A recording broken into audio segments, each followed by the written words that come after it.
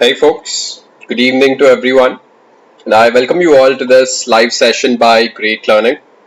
Now, before we start off with the session, we'll just do the cursory check. Just let me know if you guys can hear me and if you guys can see my screen, and if everything is fine, let's just start off with the session. Give me a confirmation, please.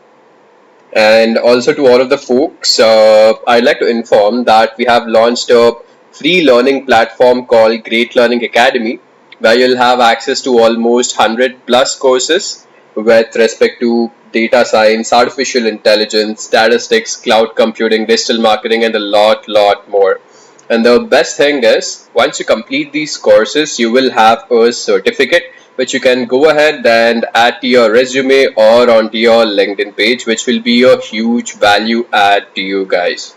And also, these courses have been curated by industry experts who have their PhDs and their masters from Ivy League schools such as Stanford and IITs in India. Now, if you're someone who would want to learn through an app, we also have the Great Learning app.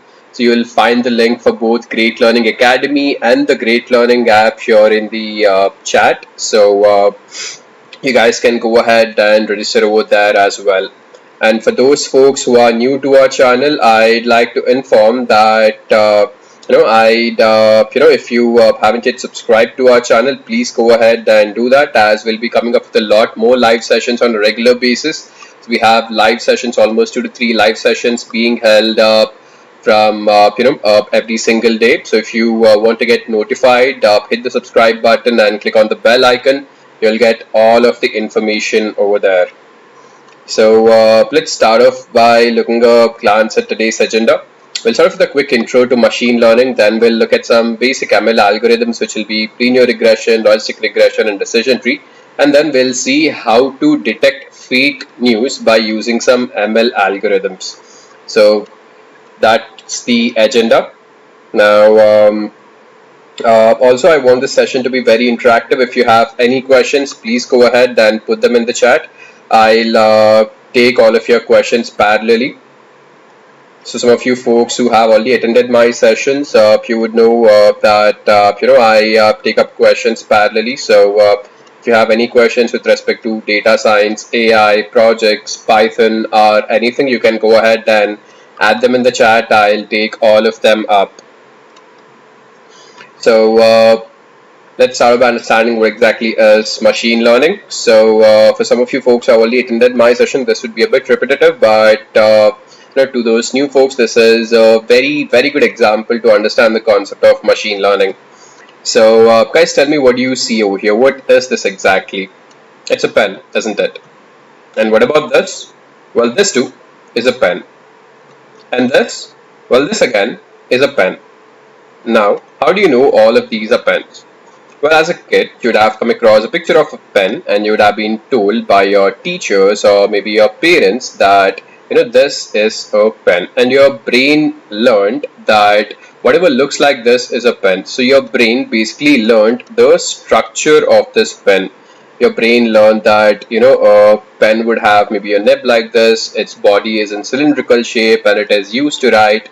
And whenever your brain comes across a new pen, it will automatically learn that what it is exactly. Now, that is how our brain functions. But what about a machine? If we take all of these pictures of pens and we feed it to the machine, how will the machine be able to understand that this actually is a pen? So this is where machine learning comes in. So what we'll do is, we'll take all of these images of pens and we'll keep on feeding them to this machine, and it will learn all of these features associated with this pen. So here what happens is, as our brain learns, when whenever we look at a pen, our brain has learned. So this is known as reinforcement. Whenever we look at a pen, we immediately know that it is a pen. So that is what we are doing over here.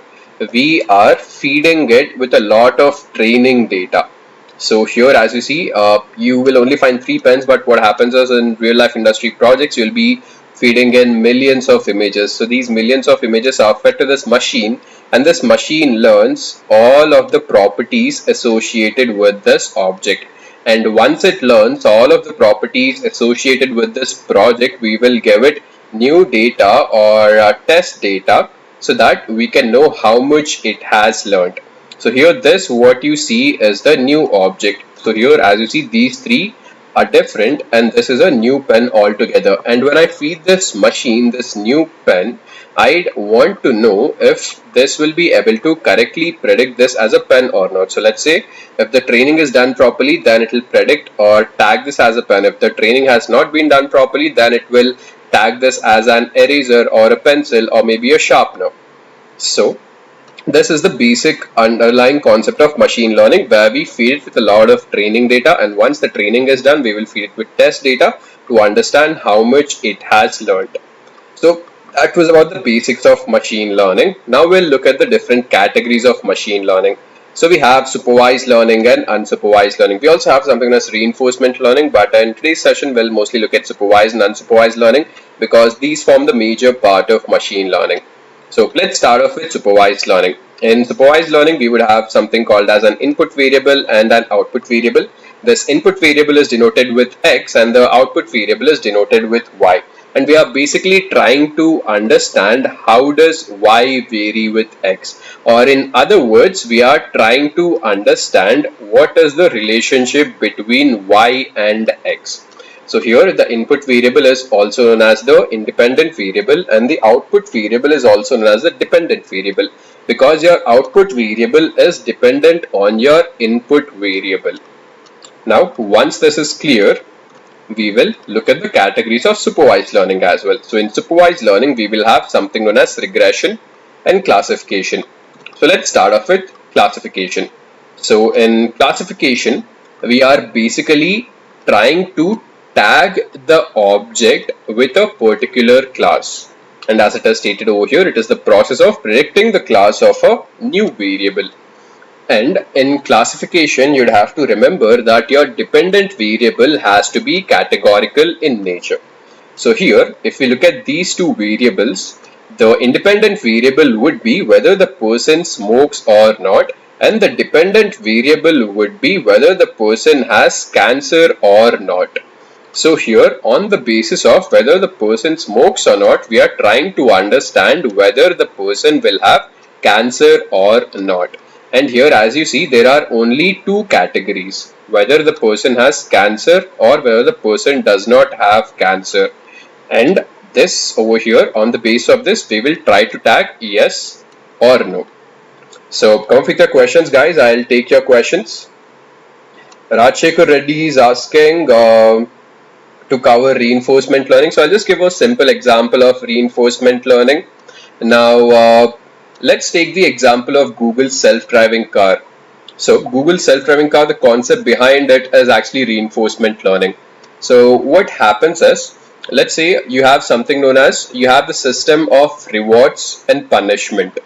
Now let's say you have the Google self-driving car, it goes straight, but there is actually a barricade right in front of the car. Now the Google's car has to make a decision whether it has to go straight or whether it has to go right. So if it goes straight, then it will actually go ahead and hit the barricade, which is actually incorrect.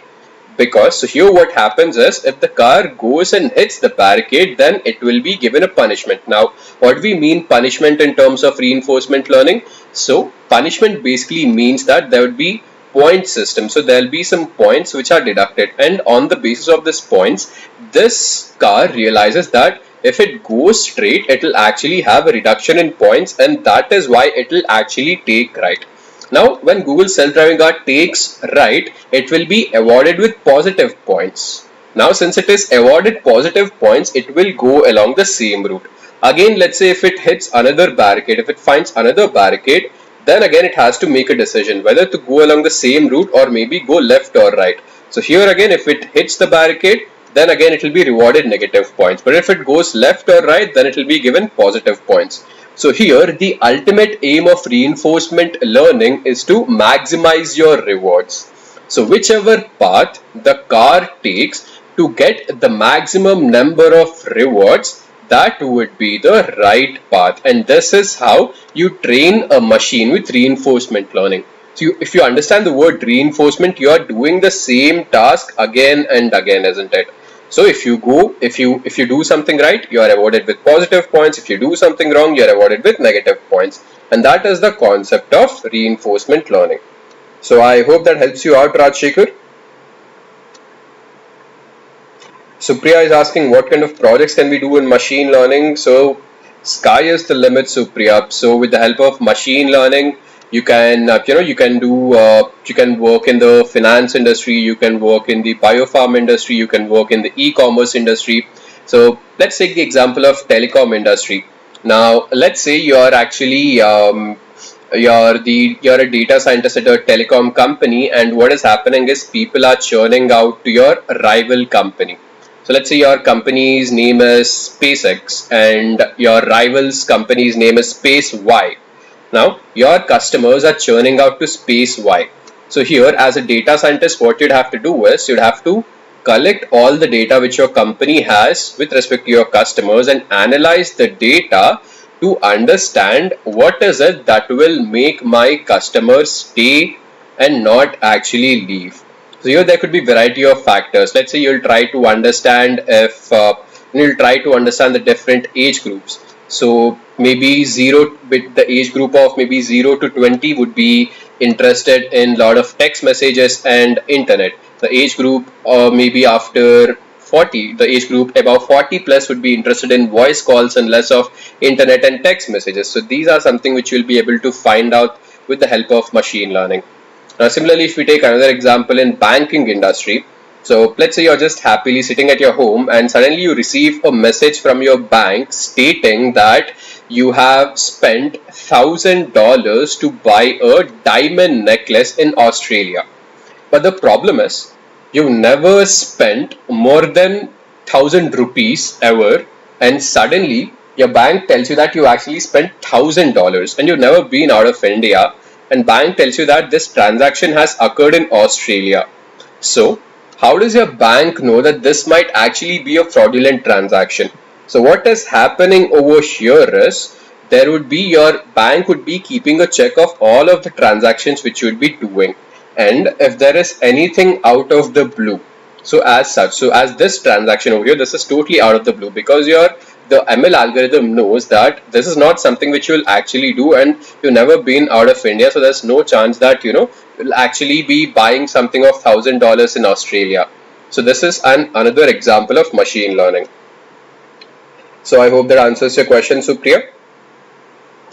Some of you guys are asking the duration of the class, so this will be your 1 hour session. Namdev will be covering the code properly. So first we'll be covering the basics of ML, then we'll be going through the code properly. So if you want the code and the PPT for this session, you will also find it over here in the chat. Pranav is asking, is machine learning the future of software engineering, and with time will it take over web development and Android development as machine will code faster than us? That's a very interesting question, Pranav. So the machine learning is independent of software engineering itself. Now also when it comes to industry, the SDE roles and the machine learning roles are sort of different. So what happens in the SDE roles or the software development engineering roles is you'll be mostly working with developing a product. So let's say you'll be working on maintenance of website, or maybe taking care that the back end and the front end is fine. So you have all of these full stack roles. So ML is totally different. ML is where you actually try to find out insights, and these insights will actually help the company to maybe boost its revenue, or maybe increase the customer segment, or ML might even be useful to cure a disease. So you never know. So nowadays, especially in during this pandemic, a lot of the data scientists and a lot of the machine learning engineers are using machine learning algorithms to see how can we stop the spread of coronavirus. So so ML is definitely the future, but its applications are different when you compare it with software development engineering. And also, let's say the ML applications can also be built in with Android development or with general purpose development. So it's not as if machine learning develops, software engineering will go down, or if software engineering develops, machine learning will go down. both of them go hand in hand, and both of them, have equal applications in both of their areas.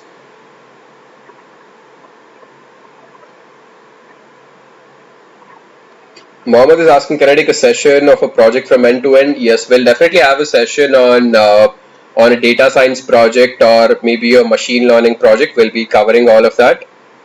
So I'll take up the rest of the questions later on. So now we've understood what exactly is classification. Now let's head on to the next part, which is regression. So in regression, we try to estimate the relationship between different entities. So here we have, again, since this is a supervised learning model, we have something called as the dependent variable and we have something called as the independent variable. And here we try to find out the linear relationship between the dependent variable and the independent variable. And the classic example of this would be, let's say there are, you go to a college and you try to understand if there's a relationship between the CGPA of the student and the GRE score of the student. And what you do is you map all of the CGPA values on the x-axis and you map all of the GRE values on the y-axis. So here the GRE score of the student would be the dependent variable and the CGPA of the student would be the independent variable. And you're trying to determine what would be the GRE score of the student given a particular value of CGPA. So let's say if I ask someone, if this person's CGPA is 8.32, what will be his GRE score? So this is something which can be done with regression. So this was the basic idea behind supervised learning. Now we'll head on to unsupervised learning. So in unsupervised learning, we have unlabeled data. When it came to supervised learning, we have labeled data with proper classes. But in unsupervised learning, we don't have any labeled data. So here, as you see, consider these to be images of cars and bicycles, and all of this input data does not have any labels with it. Now we'll go ahead and build a unsupervised learning algorithm on top of this data, and this would give us two clusters. The first cluster comprises of all of the cars and the second cluster comprises of all of the bicycles. And here, if you look at these two clusters, you would notice that all of the data points which are present in the first cluster are very similar to each other. Similarly, all of the data points which are present in the second cluster are also very similar to each other. So this is known as high intra-cluster similarity and high inter-cluster dissimilarity. And what does this exactly mean? If you look at all of these are cars, isn't it? And when you say all of these are cars, this basically means that all of these data points are very similar to each other. But when I compare these cars with these bicycles, they're very different from each other. And this is what is known as high intra-cluster dissimilarity. So this is why, this is the important concept behind clustering, which is an example of unsupervised learning.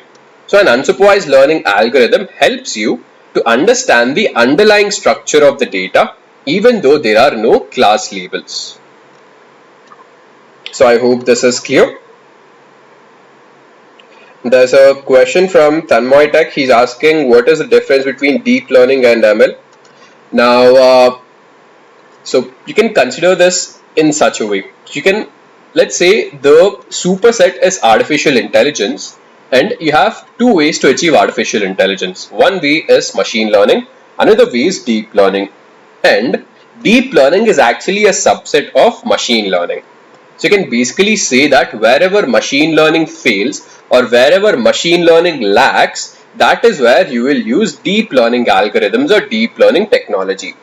And one major difference between machine learning and deep learning is automatic feature extraction. So what happens in machine learning is you'd have to manually feed all of the features of the input data to the algorithm. But a deep learning algorithm is automatically able to extract all of the features from the input data.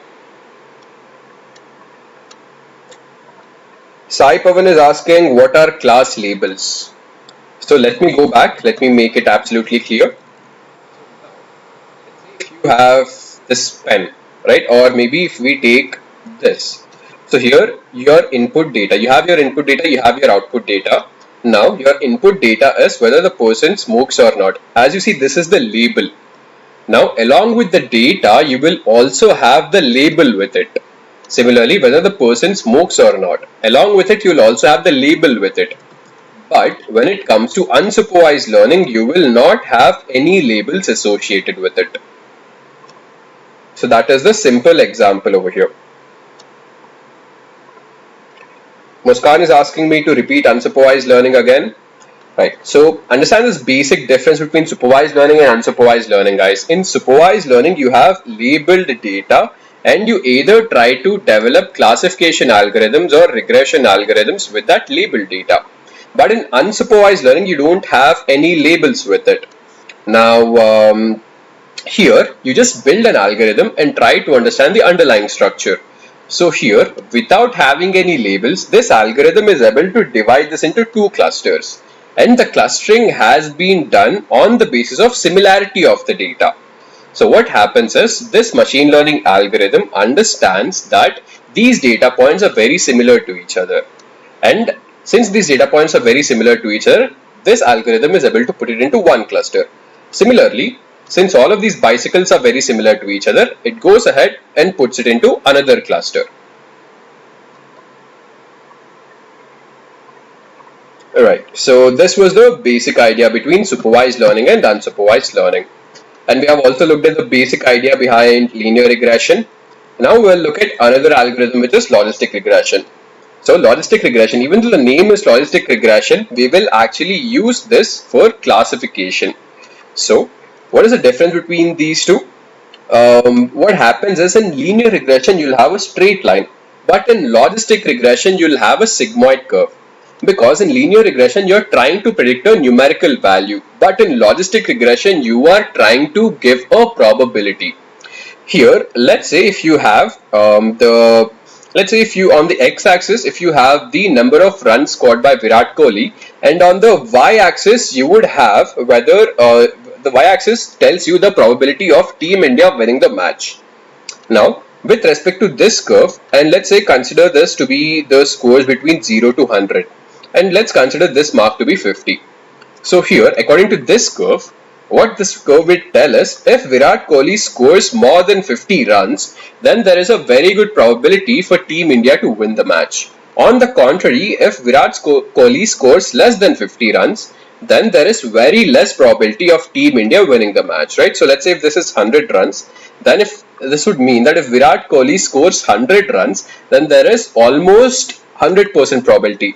Which means that if Virat Kohli scores 100 runs, then it is a definite possibility that Team India might win a match. Similarly, here let's say if it is 0, then if Virat Kohli goes out on a duck, then there is a very good possibility that Team India might lose the match. And this is the basic idea behind logistic regression. Now, we will look at the next algorithm, which is decision tree. So decision tree is used for both classification and regression.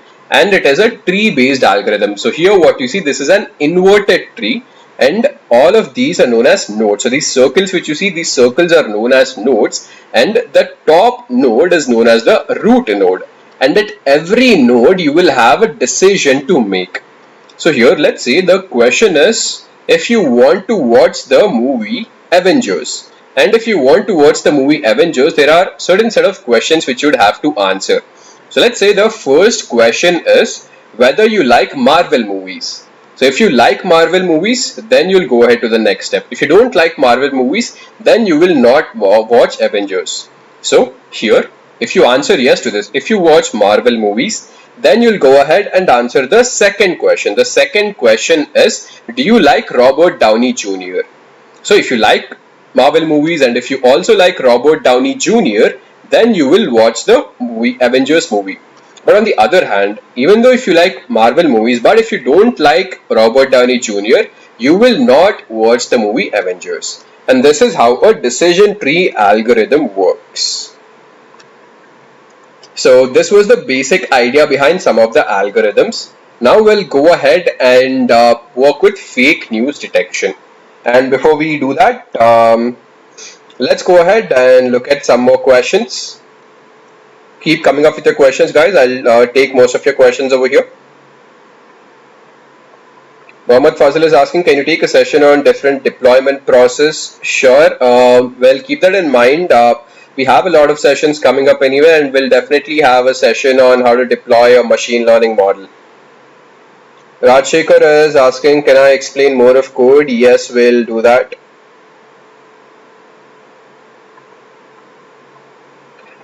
Karthik is asking to name some unsupervised learning algorithms. So in unsupervised learning, you will have k-means clustering, hierarchical clustering, then you will have principal component analysis. So these are some unsupervised learning algorithms.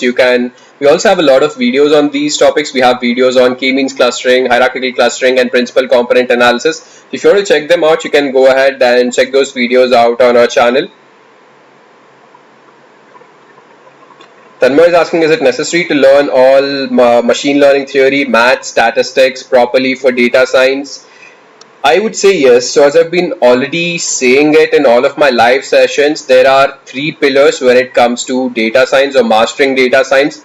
The first pillar is math and stats. You'd have to be very good with the statistical concepts and the mathematical concepts, because this is what forms the base for data science, ML, and deep learning. And if you're not good with math and stats, then it'll be difficult for you to survive in the industry.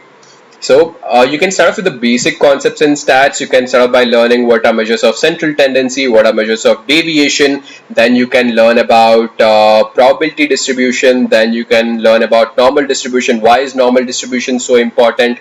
And why is it that, what are some special properties of normal distribution? These are some things which you can learn. Now that you have covered the first pillar, then you can go ahead and conquer the second pillar, which is programming. And in programming, and especially when it comes to data science, there are 2 main languages which you would have to master, which are Python and R. Now, both of them have their own benefits, and I'd recommend you guys to learn both Python as well as R, because again, in industry, it would totally depend on the project. So as the project changes, you would have to work on either Python or R. And also, if you learn one language, it is very easy to work with other language as well. And the third pillar is obviously ML. So you'd have to start off by learning all of the basic algorithms, which would be linear regression, logistic regression, decision tree, random forest, SVM, Naive, and so on. And once you're good with all of these, you can go ahead and increase your expertise by working on more data science projects.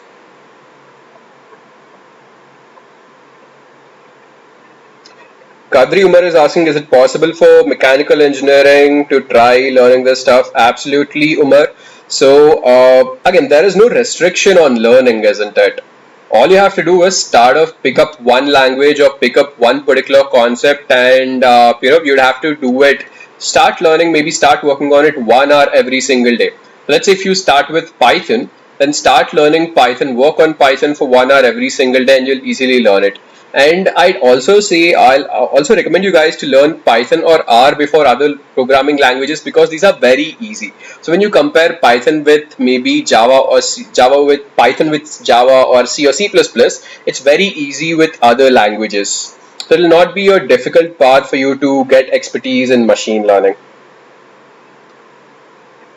Tushar is asking, can fake reviews detection be done, but some fake algo as fake news detection? So I'm not able to understand your question properly, so you'd have to elaborate that question, Tushar. Adibullah Sheikh is asking me to explain polynomial regression. So we'll cover polynomial regression in some other session, so that's not the agenda for today's session. And also it's very math heavy, so we'll have another live session completely dedicated to polynomial regression.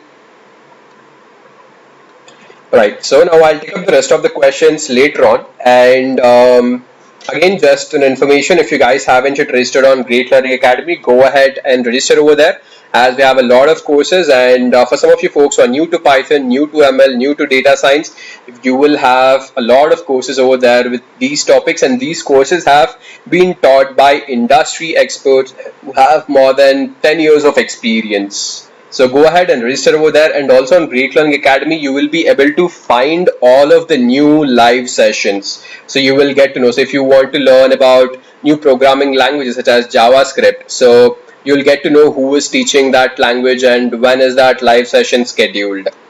And also for some of the folks who haven't yet subscribed to our channel, go ahead and subscribe and also hit the bell icon, as you'll be getting notifications of all of our live sessions over here as well. So we are done with all of this. Now let's head on to the demo side of things. So we have this fake news data, and we'll mostly be using pandas, numpy and scikit-learn. So pandas is a library which is used for data manipulation, and numpy is a library which is used for numerical computing. So we'll go ahead and import these two libraries first. Let's just wait for these two libraries to load.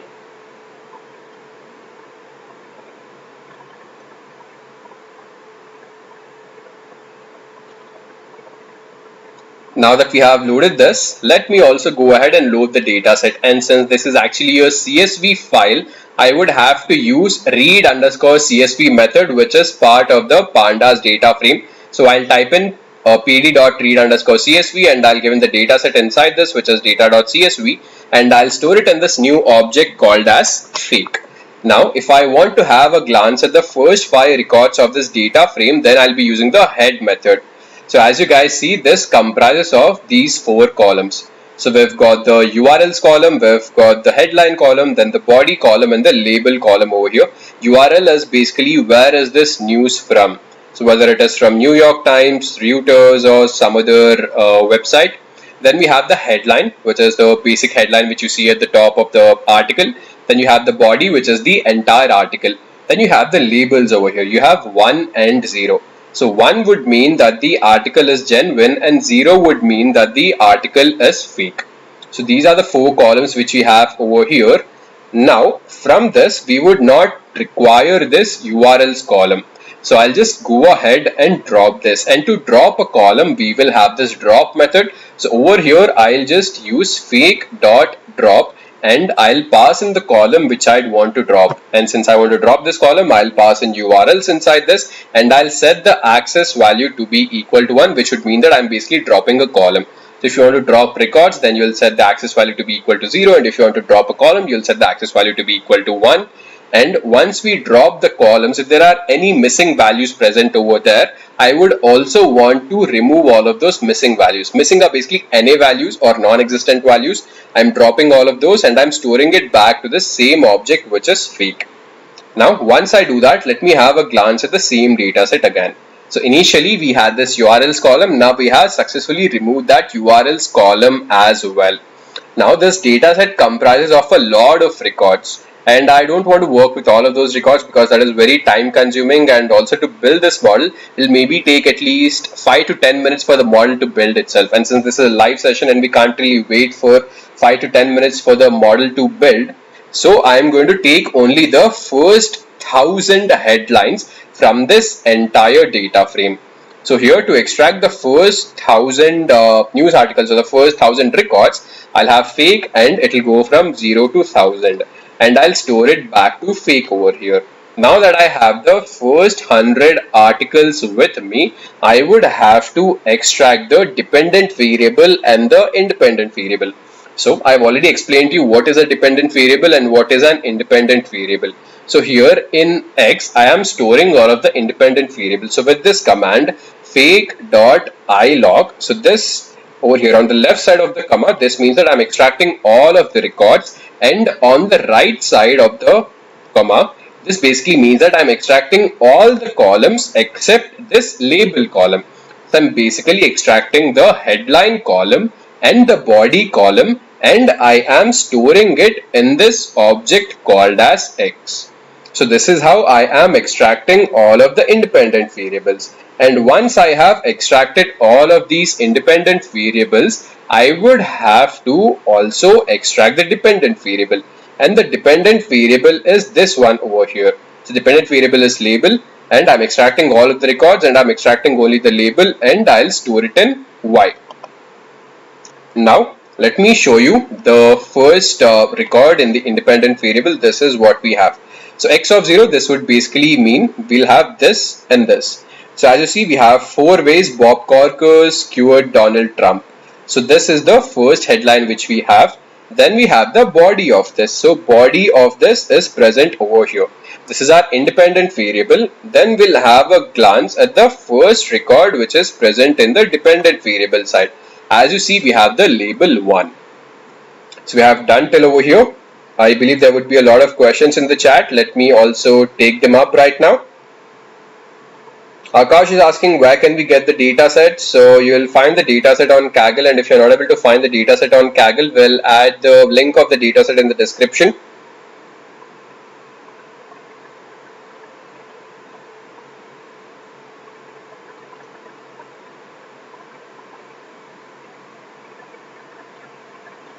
She's asking most of the live sessions at 5. So we have live sessions at 12 p.m., 4 p.m. and 5 p.m. So also if you want to know when exactly would be these live sessions, you can go ahead and register on Great Learning Academy. You will exactly know when the live session is held. Ayushi, we take these live sessions every single day. So we have at least 2 to 3 live sessions happening every single day. Supriya is asking me to increase the font size. Sure, I'll absolutely do that. This is zoomed to a lot. Now can you tell me, is this fine?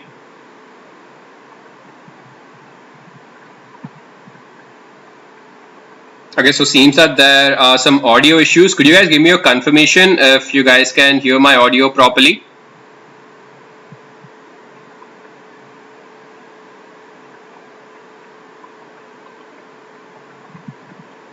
I'm just checking all of your questions over here.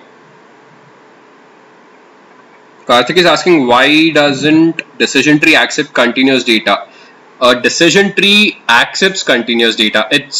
Now decision tree, as I've already told you guys, it is used for both classification as well as regression. So if your dependent variable is a continuous numerical, you would be wanting to apply decision tree as a regression algorithm. And if your dependent variable is categorical in nature, then you'll use the decision tree algorithm as a classifier. So that would depend on the problem statement. If it's a classification problem statement, then you'll use decision tree as a classification algorithm. Similarly, if it's a regression problem statement, then you'll use decision tree as a regressor.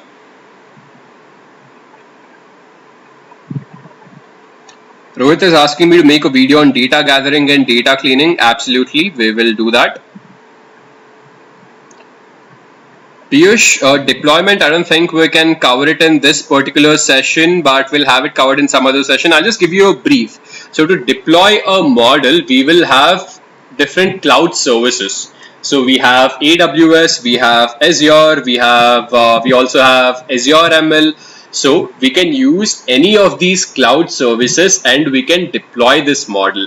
And we deploy these models onto the cloud because anyone can access these models from the cloud. So let's say if your company, so now as I'm working for this company, Great Learning, so we have subscription for AWS and Azure. Now when I say we have subscription for AWS, so if our tech team uploads something, if our tech team uploads an ML model on this AWS, then the entire company can use this model because it is uploaded on AWS. So this is how we go ahead and deploy the model. So that is the basic gist about this.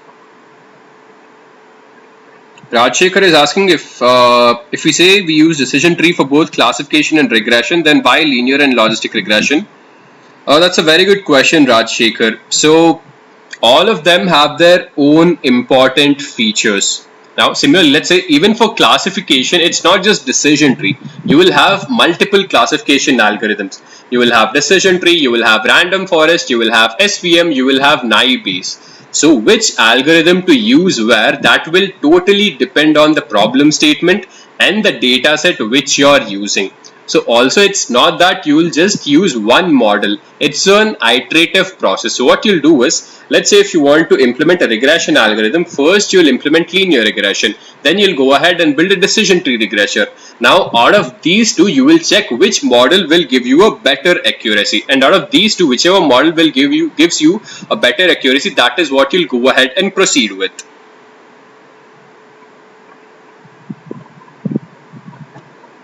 Rosie is asking, can you tell me what is the meaning of development of something from scratch, as this word is quite popular in technology department. So developing something from scratch basically would mean the entire data science life cycle. So in the entire data science lifecycle, what happens is first you go ahead and gather the data. Once you gather the data, you go ahead and pre-process it. In data pre-processing, you have data manipulation and data visualization. Once you pre-process your data, that is when you go ahead and build your models. Once you build your models, you would have to evaluate the models. And after evaluation is done, that is when you will go ahead and actually show it in the form of beautiful graphs, and this part is known as knowledge representation. So I hope that answers your question. So we have, let's go back to the code right now. And also before I started, all of the folks who haven't hit subscribed, please go ahead and subscribe to our channel. Also click on the bell icon. So you would have a lot of doubts. When is the next live session, or can you upload more videos on model deployment, or maybe image recognition, or maybe stats? So if you hit that bell icon and click on the subscription button, you will be notified about everything. And also, if you want to learn more such stuff, if you want certificate as well, you can register to courses on Great Learning Academy, where you'll have all of the information. So we have extracted dependent variable and independent variable. Now, to build the machine learning model, we would have to convert this text data into numerical values. So that is why we have something known as count vectorizer. So here I am importing count vectorizer from feature extraction. Now once I import count vectorizer, I will set the maximum number of features to be 5000. And what are these maximum features? This basically denotes the number of records which I'd want to vectorize. And since I only have 1000 records and I've given the maximum limit of 5000, this will basically vectorize all of the text data which I have. Now I'll create an object of this and store it in this object called CV. And when I use this method called cv.fit_transform. So here inside cv.fit_transform, I am basically passing in this independent variable x, which you have over here. And as you guys see, I have x, I have all of the records, and when I have 0 over here, 0 basically means the head. So as you guys see, x over here has the head as well as the body. When I given the value 0, this would mean that I am extracting the headline and I am converting this text into numerical data, and I am converting it into basically a matrix, a dense matrix. So I transformed that into count vectorizer, then I convert it into a dense matrix. So this toDense method helps us to convert this into a dense matrix, and I store it in this object called as matHead. Let me load this over here. I have not run this. Let me run this properly. So as you guys see, this is computationally very extreme. This takes up a lot of time over here. And if we had actually given all of the records, then this would have easily taken 5 to 10 minutes. We have imported count vectorizer and we have converted the headlines into this metric. So here what you see is this is basically the count of words. So this count vectorizer has a dictionary with it, and this what you see. So as you see, 4 ways Bob Corker cured Donald Trump. Now you have something known as a word builder over here, and this word builder, it tags a number with all of these. This basically tells you how many times the word 4 occurs, how many times the word ways occurs, how many times the word Bob occurs. And you have this entire dictionary, and for that entire dictionary you have these zeros and ones. Wherever you have 1, that would mean that you have that particular word existing over there. So we have converted all of the headline to this matrix body. Now similarly, we will go ahead and also convert the body into this matrix. So here we have transformed the body. Now we'll also convert this head, and let me have a glance at this matHead as well, and we again have this condensed matrix, this dense matrix. Now we have done this. I would have to stack the headline on top of the body because this would be our independent variable. So as you guys see, initially we had this combined into one single array, which was X, but we had divided this into mat head and mat body. Now I'm just going ahead and stacking this on top of each other with this. So when I use np.headStack, with the help of this, I am stacking the head on top of the body. And once this is done, I can finally go ahead and divide my entire data set into training and testing sets. And for that purpose, I'll be using train test split method.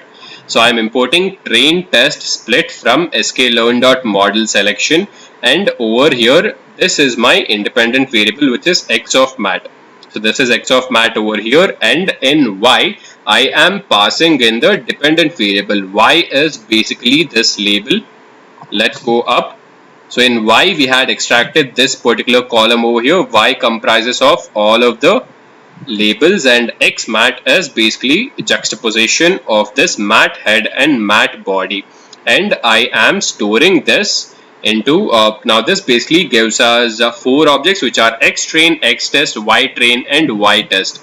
X train is the training set of all of the independent variables, x test is the testing set of all of the independent variables, y train is the training set of all of the dependent variables, and y test is the testing set of all of the dependent variables. Here we have set the test size to be 0.2, which would mean that 20% of the records would be in the test set and the rest of the 80% of the records would be in the training set. Now that we have our training set and the testing set ready, we can finally go ahead and build the decision tree classifier. So here what we are doing is we are importing decision tree classifier from sklearn.tree. And here I am creating an instance or object of this. So I am naming this object as DTC, and then I will go ahead and fit the model on top of the training set. So here as you guys see, I do DTC.fit and I am fitting the model on top of the training set. Once I fit the model, I'd have to predict the values on top of the test set. So we had learnt about this during the theory phase, where we knew that first we'd have to train the model, then we'd have to build the model on top of the test set, and that is what we are doing over here. First we are training this on top of, first we are building the model on top of the train set, then we are predicting the values on top of the test set. Now once this is done, let's just wait for this model to be fit. So here I'd have to run this again. I had forgot to run this cell. Now let's just wait. So here we have, so this what you see, this is the predicted list. So for X test you had some values. This is what this model has predicted. This model has predicted some labels. So here 1 again would mean that the news is not fake. 0 would mean that the news is fake. And now we would want to build a confusion matrix which would give us the, let's just run this again properly. We have an error over here. Let me actually, what I'll do is I'll go ahead and I'll store this in a new object called as ypred. Now if I run this and I will have ypred over here, now we'll get the result. So this what you see over here is known as the confusion matrix. This left diagonal will give you all of the correctly predicted results, and this right diagonal will give you all of the incorrectly predicted results. And if you want to find out the accuracy of the model, this would be correctly predicted results divided by all of the results over here. So I'd have to do 98 plus 87 divided by 98 plus 87 plus 8 plus 7. And this would give us a result of 0.925. So this would mean that the decision tree model which we built has given us an accuracy of 92.5%. So this is the entire fake news detection project, guys. This is a very simple project. All we've done is taken the fake news data set and we built a model which would give us, which would basically predict if the news is fake or genuine. So I'll take up some of your questions now. So we're done with the theory. We're also done with the demo. If you have any questions, you can keep them up right now. I'll take all of your questions.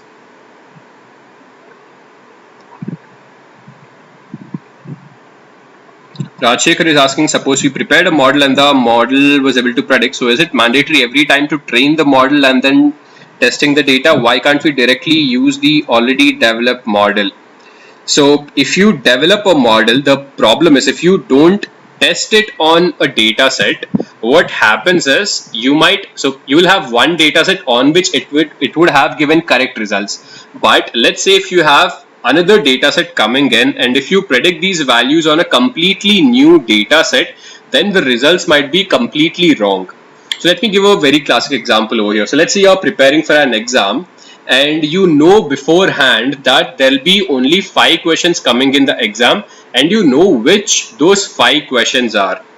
Now, if you learn only those 5 questions, the syllabus maybe consists of 100 questions, but if you prepare only those 5 questions, and if you're lucky, and if you get only those 5 questions, then you'll get 5 out of 5. But maybe someone fooled you, someone told you that you'll get only these 5 questions, but in the exam, none of those questions came up, you'll get 0 out of 5. So here, preparing those 5 questions is your training. Testing is where you'll get new data. So if you're lucky, you'll get the same data. If you're unlucky, you'll get new data. That is why it's very important to test your data as well. So I hope this answers your question, Rajshekhar. Vatsal is asking, what is confusion metrics? So confusion metrics, this is basically a tabular format which will give you the results which have been correctly predicted and the incorrect results. So here this 98, 8, 7 and 87, out of these, this left diagonal which you see, these are the results which have been correctly predicted. So here this indicates 0, this indicates 1. So out of all of the news articles which were fake, we have predicted 98 of them to be fake. 8 of them were actually genuine, but we had predicted them to be fake. Then here what we have is, so out of all of the articles which were genuine, we have incorrectly predicted them. 7 of them we have incorrectly predicted them to be fake. And 87, out of all of the articles which were actually genuine, we have predicted 87 of them to be genuine. So this 98 and 87 are those predictions which are right, and 7 and 8 are those predictions which are incorrect. So if we want to find out the accuracy, that will be correct predictions upon all of the predictions. So this, what you see, 98 plus 87 is the correct prediction, and when you divide it with all of the values, you will get the total accuracy of the model which you built over here.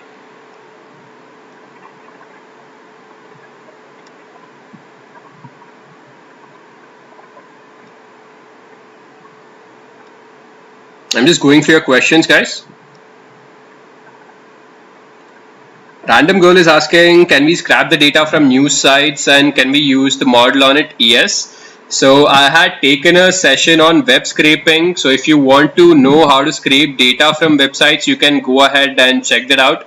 So whatever website it is, let's say I had shown in the session, I had shown examples of how to scrape data from CricBus, from India Times and from some other website. So if you want to know how to scrape data from websites, you can go ahead and check that video out. So for all of those folks who want the dataset, this is an open source dataset which I've got from Kaggle. If you want to use this dataset, you can take it from Kaggle, and if you're not able to find it, we'll add it in the description.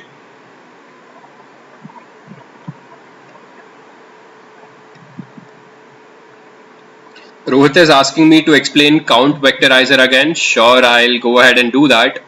Here what is happening is, if you want to build a model, your model only understands numerical data. It will not understand text data, right? So it's similar to computer again. Your computer understands only zeros and ones. So whatever you're feeding into computer, it will only be able to understand zeros and ones. It will not understand any of the text data.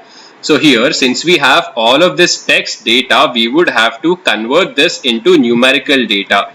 and that is what we are doing with this count vectorizer.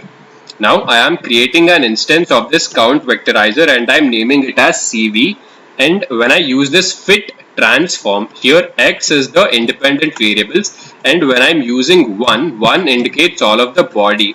So I'm transforming the body, this entire text, into zeros and ones.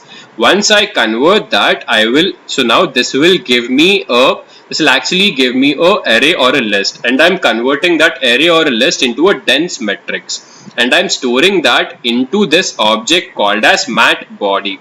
Similarly, I am performing the same operation on top of the headlines. So when I use cv head.fit transform, and I'm transforming all of this headlines into zeros and ones, and then I'm converting this into a dense matrix, and then I'm storing it into this object called as mat head.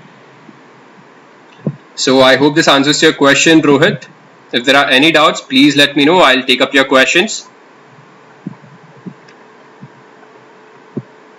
Cell 11 and cell 12 was count vectorizer. I've just explained that.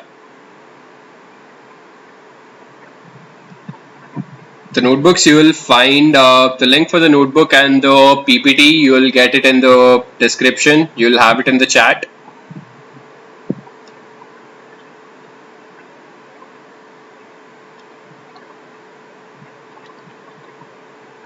Abhishek is asking, can we integrate PHP Android with Python for ML projects?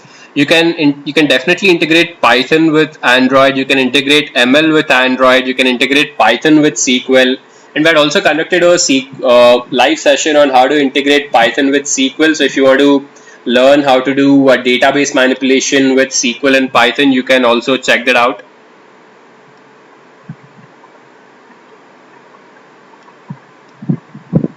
Neeraj is asking, what is sklearn, and please provide any tutorial for sklearn. So sklearn basically stands for scikit-learn, and it is a library with the help of which we can build all of these machine learning algorithms. So if you want to build machine learning algorithms in Python, such as linear regression, logistic regression, naive-based decision tree, and random forest, then you can go ahead and use the sklearn library. So we'll also have a session on sklearn, so we'll keep that in mind. We'll definitely have a session on sklearn maybe next week or next to next week.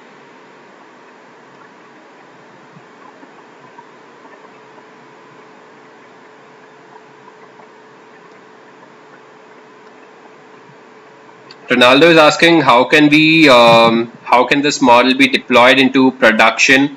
So I already explained that we have a lot of cloud services such as AWS and Azure, and if you want to deploy them, you can use these services. So what happens, I'll give the same example again. So let's say you're working for a company and your tech team builds an ML model and it uploads it onto AWS, then the entire company can go ahead and use it.